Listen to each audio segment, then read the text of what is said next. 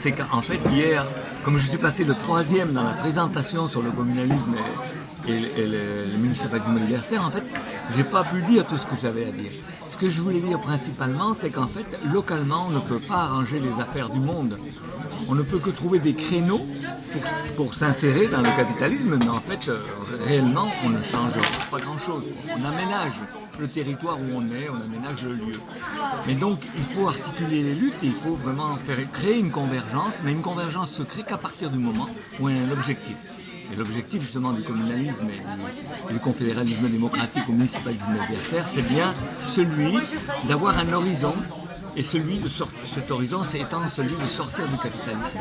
C'est l'urgence, avant l'urgence climatique, c'est vraiment l'urgence principale, quoi, c'est pas l'autre.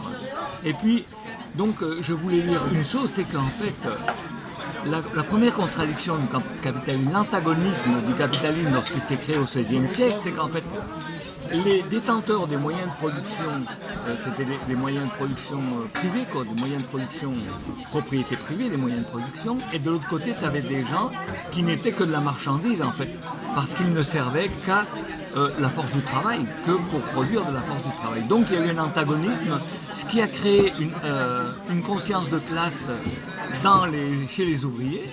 Et donc il y a eu une lutte entre les deux, et ça a été l'occasion d'une prise de conscience politique qui a débouché, si tu veux, sur le syndicalisme, puis l'anarchisme, le communisme et le socialisme.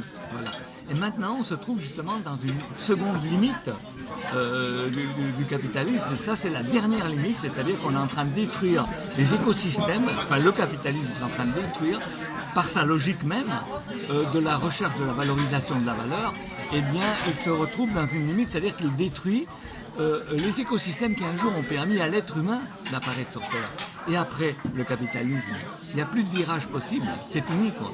Donc cet antagonisme, cette contradiction du capitalisme, la dernière contradiction du capitalisme, peut créer une conscience politique.